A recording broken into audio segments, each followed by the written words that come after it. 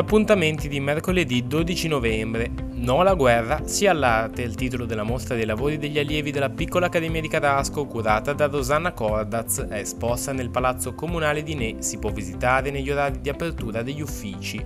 Saluti da Recco, un viaggio tra chiese e santuari, una mostra di cartoline e fotografie antiche dalla raccolta di Carlo Guglieri, nella sala Franco Lavoratori di Recco, e si visita dalle 9 alle 12 e dalle 15:30 alle 18. Al porto antico di Genova c'è la commemorazione per i 150 anni dalla prima spedizione missionaria dei Salesiani. Alle 9:30 giro in battello fino alla lanterna, alle 11:15 svelamento della lapide, alle 12:30 la messa nell'istituto di San Pier d'Arena e alle 13:30 l'inaugurazione del Museo delle Spedizioni Missionarie.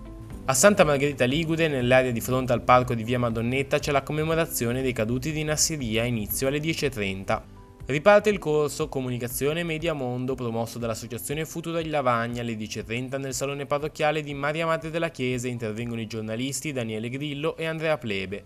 Nell'aula magna dell'ospedale Gaslini di Genova si terrà un incontro di confronto e formazione sulla presa in carico di bambine e bambini con dolore cronico inguaribile e della loro famiglia. Si intitola 1, 2, 3 Rete, implementiamo la rete ligure di terapia del dolore e cure palliative pediatriche, inizio alle 14:30.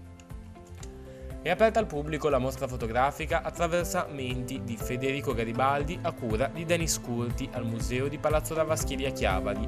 L'esposizione è visitabile dal lunedì al venerdì dalle 16 alle 19, il sabato e la domenica anche dalle 10 alle 12.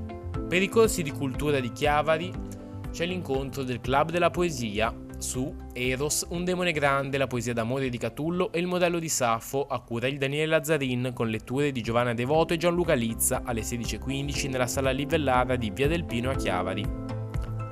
Per il corso di cultura genovese Laura Guglielmi racconta Lady Constance Lloyd, moglie di Oscar Wilde, nella Riviera Ligure alle 16:30 nell'auditorium della Filarmonica di Largo Pessagno a Chiavari.